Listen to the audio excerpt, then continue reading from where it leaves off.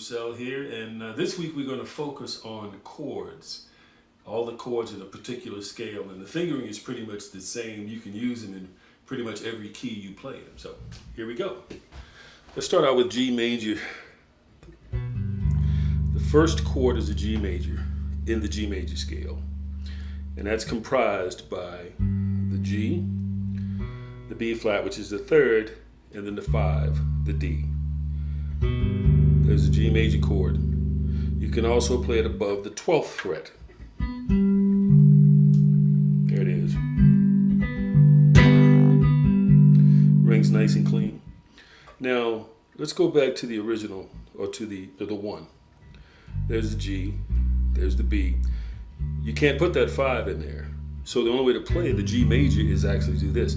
A lot of people say that this is a G major chord, and technically it's not the case because there's no 5. It's actually a double stop, which is this, which is really cool to play, but just because you're playing the octave doesn't make it the G major chord. Without that 5, it's not a G major. Let's go a step further. Also in the key of G, the second chord, which would be an A minor, that's the A. So how do you play the A minor on the bass if you want to play the chord? There it is. That's the A minor. That's the root. That's the flatted third. That's in the same key signature. And then that's the 5, the E. G. So you have the G, and then the B, which is the second. And let's just slide that on up to the B. That's the B minor, which is the third chord in the G major scale.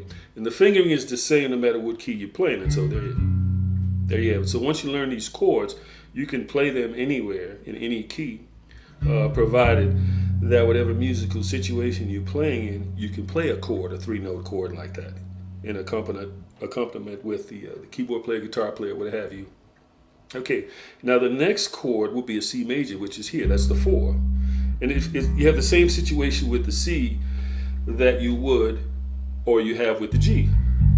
You can't play the 5, which is the G. So just come on up to the 10th fret. There's the C, there's the 3. That's a double stop. But when you put that 5 in there, G major. C major. There you are. Okay. What comes after that? What's the 5th? It's a D major. Another thing, D major chord. So if you're playing in the key of G, and you want to play the 5, you could do this.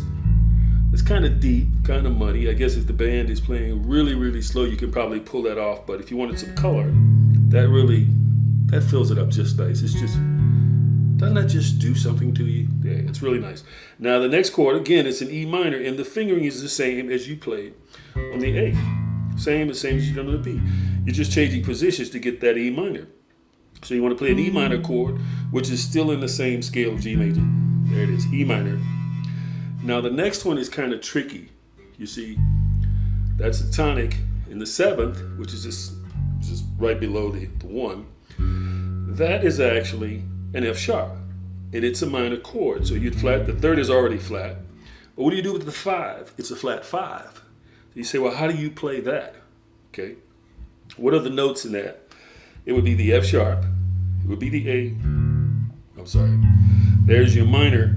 Well, how do you play that C? Because the 5 would be here, but how do you play that C on the same string? And I mean, sure, you could probably do one of these numbers, but that's crazy.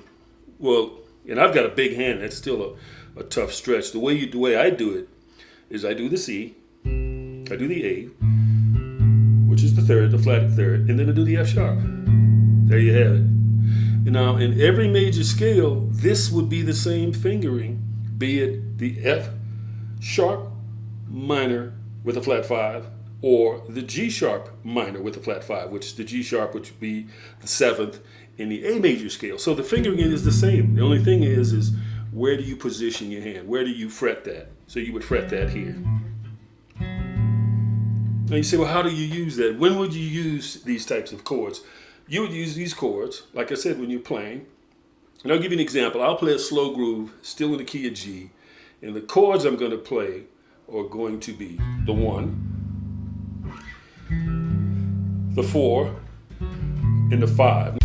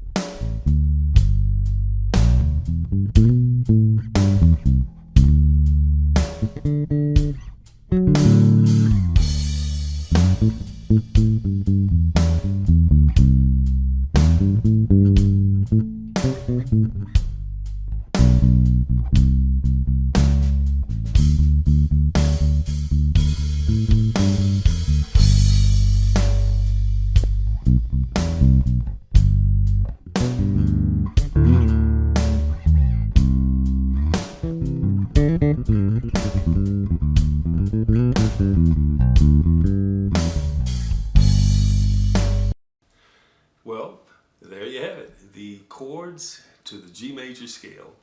And you can use them in any style of music you play, funk, rock, blues, worship.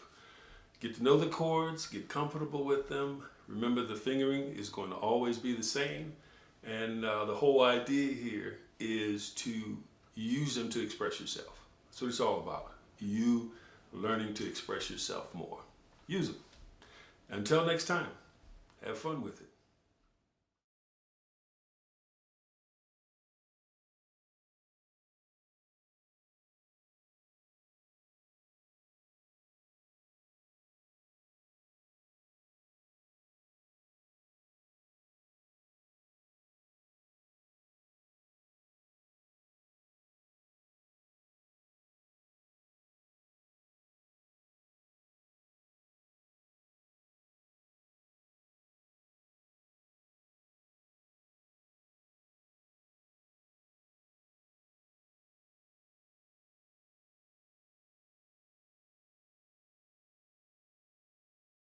Now there's plenty of room and plenty of opportunity